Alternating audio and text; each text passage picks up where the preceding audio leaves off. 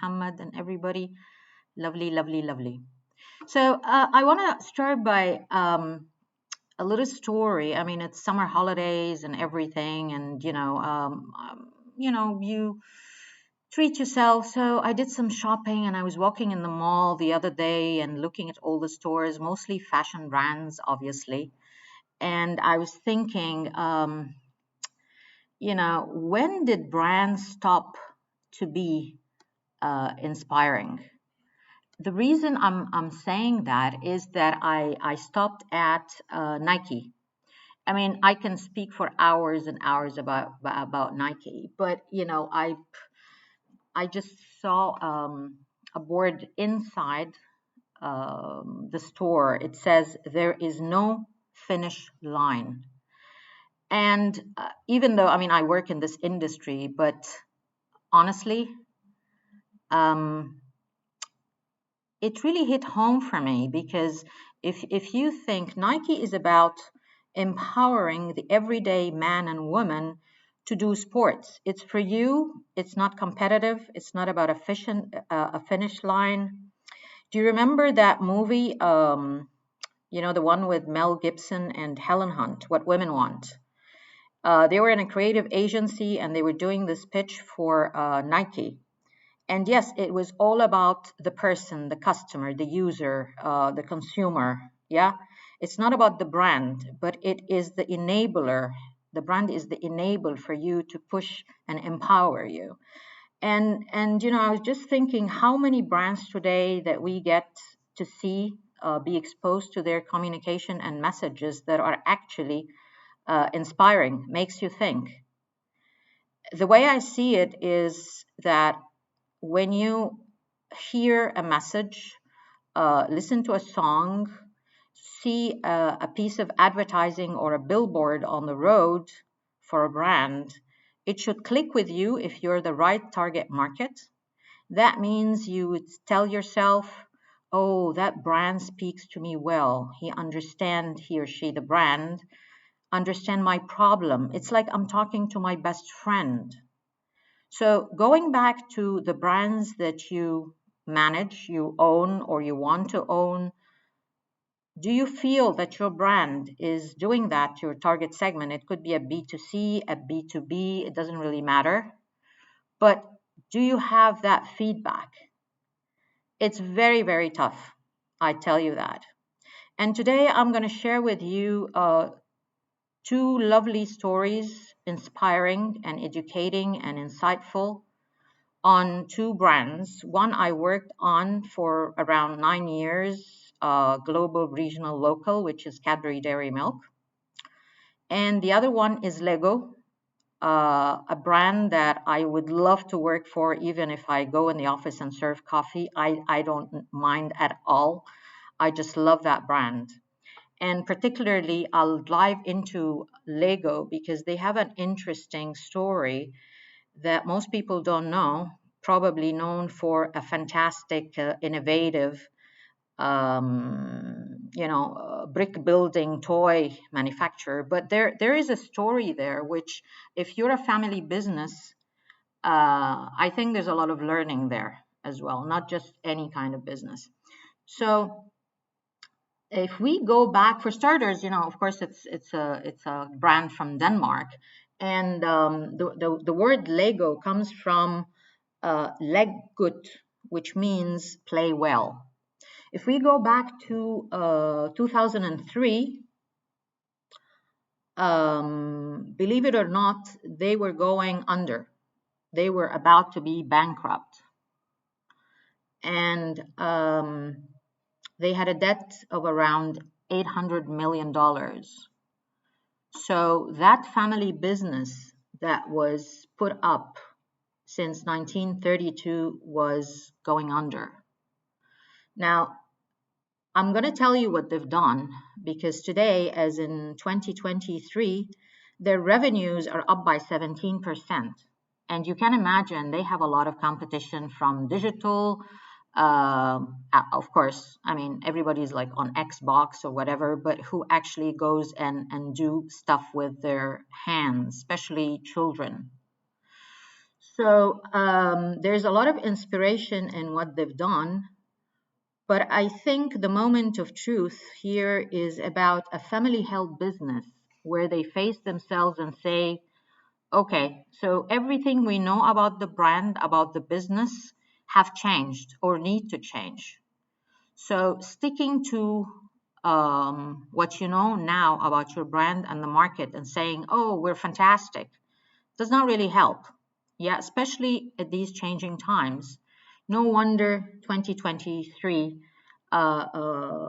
is a win for them versus 20 years later in 2003. So they have gone into a lot of ventures and co-branding with a lot of other players, and it did not really work. But when the CEO, a new one, came in, Jorgen Vig Kutris, in 2004, he said, let's go back to basics. Who are we? Okay. Who is the target segment for us? And if you've been following me, I had put up a post, I think like a week back or 10 days ago, around brand ladders, a fantastic document that not a lot of people would have. But I always found it as,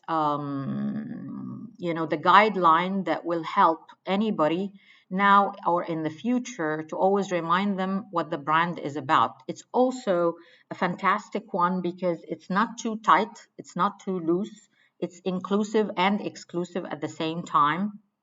So if I would read to you the brand ladder of Lego, and you can pull it up from my post, it, as always, starts with the consumer problem.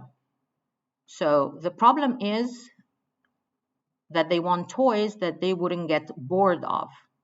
The product features bricks designed to fit together in multiple ways. Functionally, the benefit is can build endless creations. Emotionally, inspire accomplished minds to bring fresh thinking to the world's most complex problems. And as an overall mission for that brand, inspire and develop the builders of tomorrow. Lego, the system in play. Now, the issue in 2003 is that these guys were fixated on boys. Yes. So it was related to it's only boys that are interested to play those games. But guess what? When they did their homework, they realized that girls too wants to, put things together and create stuff. Yeah. So there is a full range that came out targeting girls that is called Friends. It had different shapes, so you can do like a home, a school, stuff like that. It doesn't have to be spaceships per se. And then the thinking started evolving. Why are we having designs only in that direction? So you can imagine, and I'm sure you've seen Star Wars range, all of these Hollywood movie stuff. They teamed up with their own movies. So there was Lego 1, Lego 2. Believe it or not, the Lego movie that was released in 2014 was produced at a cost of 60 million. And the revenues in the first showing, the first cut, not even reprints or whatever, was actually 468 million US dollars. So like almost more than tripled. Yeah. And that is the power of the brand.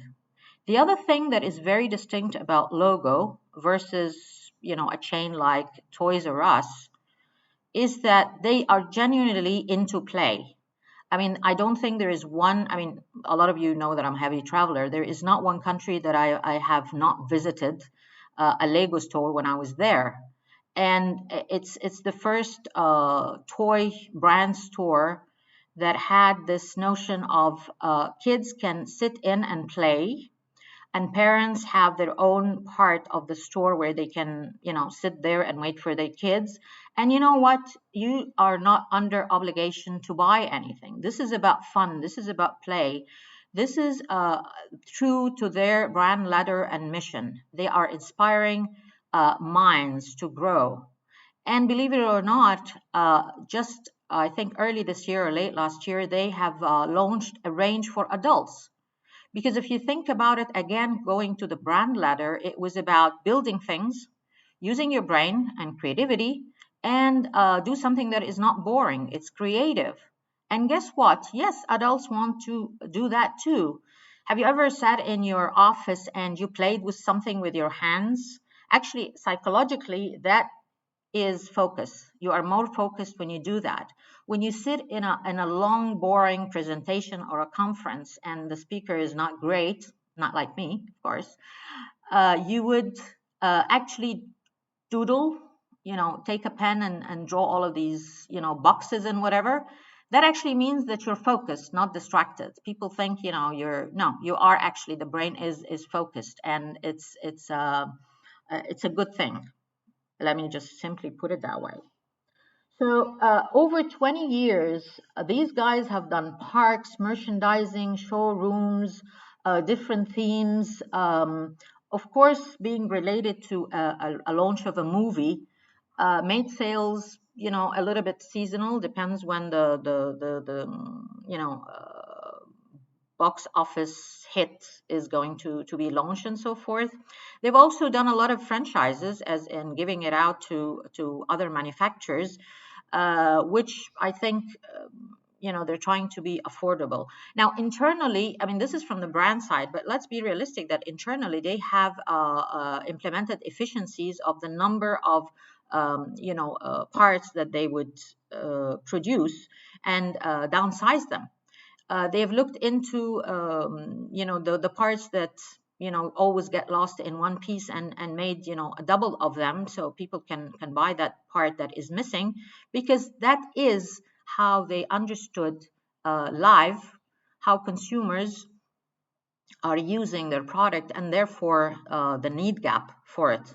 I don't think we've ever done a Lego or any bricks brand or any puzzle where you have not lost a piece, and therefore it's completely ruined. So again, don't limit your thinking, because these guys are building a brand through a brand ladder. They are not swaying away from who they are, but they're targeting new segments with new needs. Yeah. So whether the girls, whether adults, whether teens, if you go next time you go to a Lego store, please check the ranges and you would know the target. Yeah. And this is growth. A lot of people ask me about how do we choose our target. It's pretty complex in terms of all the KPIs or parameters or research or stuff that goes into the middle, and um, you contrast that to your current status quo, whether it's a new brand, so your capabilities, or it's a current brand that you want to grow to another segment or perhaps even another category. And I speak a lot about this brand stretch across growth verticals. You can check previous audios and videos on that. But specifically on targets, usually you have a core target and a spillover target. Now, the one thing that I always tell people, that you don't sell to everybody and you don't position on price. That's my take over 25 years of experience, and a very common mistake of thinking. So if you have a core, that means this is the target that psychologically, demographically, purchase power, accessibility, looking at from the penetration and frequency point of view.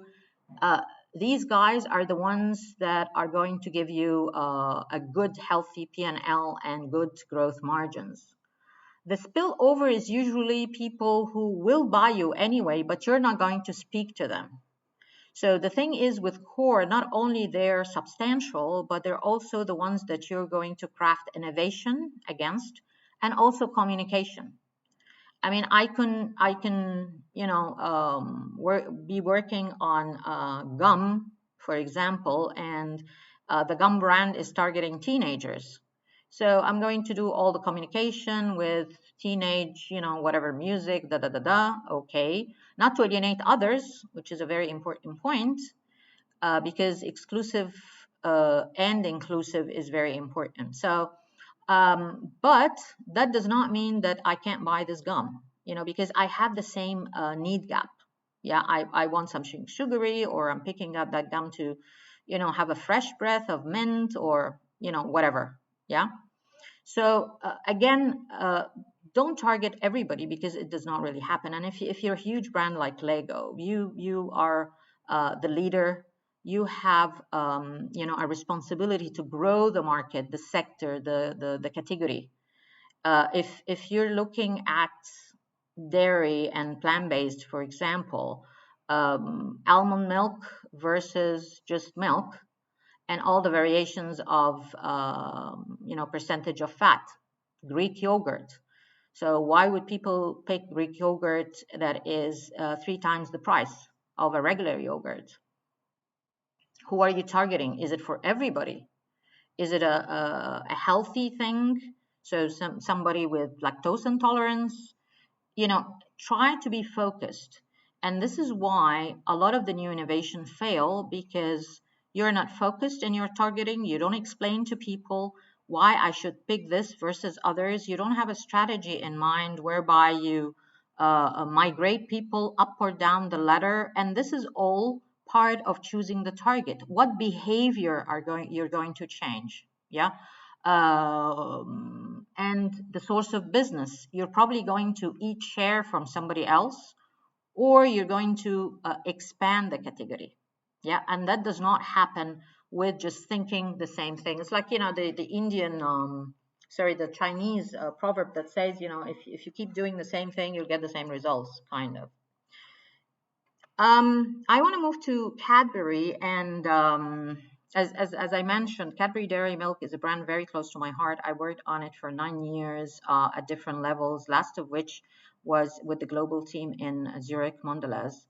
And at some point in South Africa, I was managing developing markets in EMEA specifically. Two of my biggest markets were Russia and South Africa. And in South Africa, we have been detecting, and this was like back in 2013, I think, it was detected a drop in sales, and particularly in certain retailers. And again, this is the power of blending consumer and shopper work. Very, very important. Yeah. Because always remember, the moment of truth is when that person goes in the store and buys. So with traffic maps in the store, it was Pick n Pay, the retailer in South Africa. And with monitoring the traffic, apparently the customers were avoiding the chocolate aisle. And let me give you perspective. Cadbury is huge in South Africa. So we try to understand what is the problem. Is it just, you wanted to direct the traffic to the aisle? You want to do some advertising? What the hell is going on? So part of it, and this was the growth, sort of, going back to targeting, the new growth segment that Cadbury wanted to target, which is lower LSMs. LSMs is the equivalent of SEC here in Egypt. It's lifestyle measures, and it's used in South Africa. So we were looking at shifting. The current target was just doing fine, no issues, but we want to grow. So we're growing into another one, which is lower single females, Black women. Yeah. So those guys were not buying it. So from brand health tracking, it was showing that consumption is very low.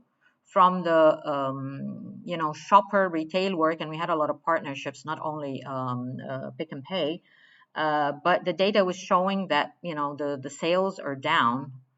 So with some observations in stores, some of the consumer data, we decided to do two things. One is upgrade our communication. And that was the problem, one of the key ones. We were not talking to these guys. We were not emotional. We're not touching on them. And this came at a time when we were launching the new global platform for Cadbury, which is Enjoy. And I've rolled that platform in many countries, including Egypt and Saudi Arabia, in different executions. So there's a big advertising idea, but localizing it needs to be different. And I had an amazing time in South Africa with Ogilvy, one of the best agencies I've worked with. And we did a lovely communication called Triplets. It actually won an award. So you can Google it and see the video. Excuse me. Just go to YouTube. It's Cadbury Triplets. And so one angle was the advertising. So we activated communication. The other thing is the bundle, and there is an affordability issue. It was the first time we actually highlight that we launched the 40 gram versus 100 gram. You would think that it was already there, but it's not. Both Russia and South Africa, the standard is 100 gram tablet chocolate. Yeah. And most of Europe is like that. I think when we, at the time I was managing the strategy for growth, and at the time when we launched in the region, these 40 grams, the penetration was amazing. Yeah. So certainly it came at a time where we were shifting the target in South Africa. So that really helped. You can imagine, yeah, it's a 40 gram price versus 100 gram.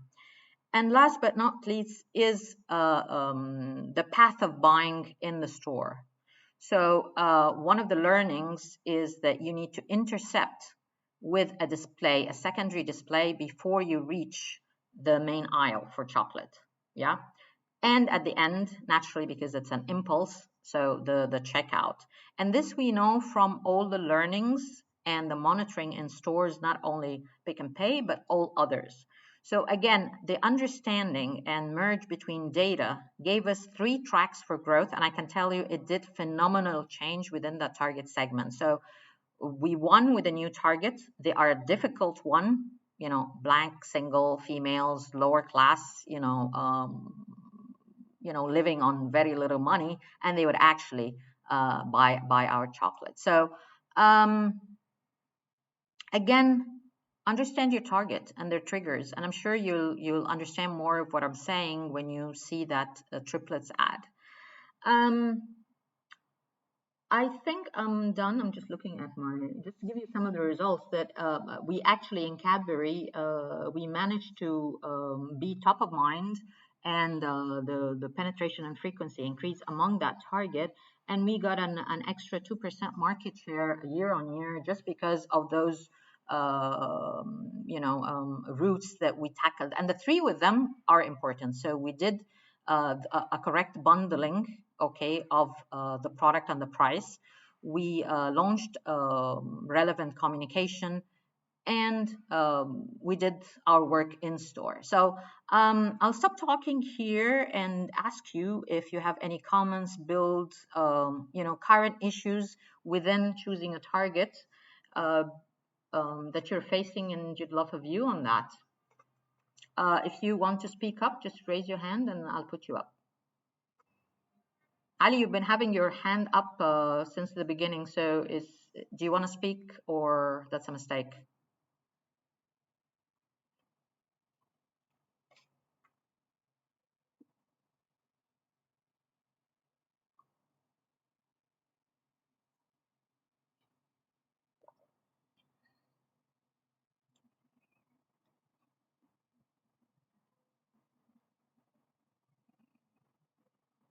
Questions, comments, reviews? I know everybody's in holiday mode, so me too. I'm working from my summer home.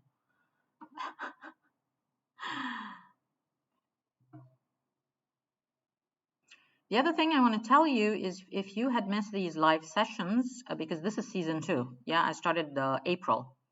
You can always find them on my YouTube channel, and you can follow me on LinkedIn, obviously, on Facebook and YouTube, obviously, Bordeaux.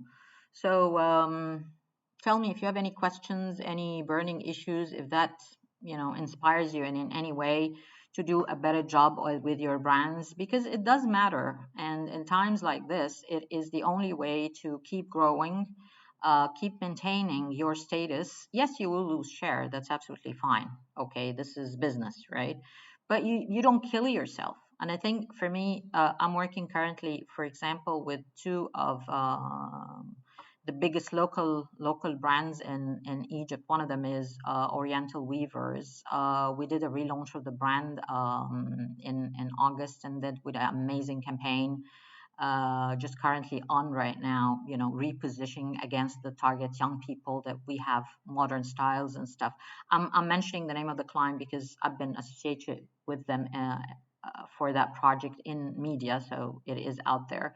The other brand, I can't reveal the name, but it's one of the biggest cosmetics manufacturers in Egypt, and we're relaunching the current brand and looking into export markets and so forth. But in both cases, being a family-owned business has its own, good and bad. I would say. I think the second generation, or maybe even some of them is the third, is really driving change, and they're out there. I think the only thing I would have reservation on is that they're so fixated on digital marketing, but I'm getting it straight. But the thinking is fresh, and they won't change. And honestly, you cannot do the same things. Things have changed. Yeah. Some stuff is old school. And again, if you've been following me, I always say that, particularly for startups who don't really get that brand thing.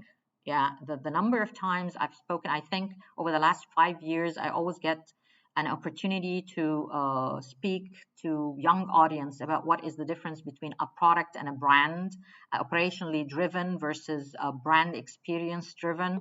I have done that all the time, and still doing it, and I do it for free. Just give me a mic and a stage, and an active audience, and I'm there because something I would advocate for. So if you don't have any questions or builds or comments, I would wrap it up here. For next week, honestly, I haven't thought what I'll speak about next week. But if you have ideas, let me know. And at any point, you can reach out and ask me anything. Most people know that I do reply the best to my abilities. So we wrap it up here. Thank you so much for listening, and see you soon.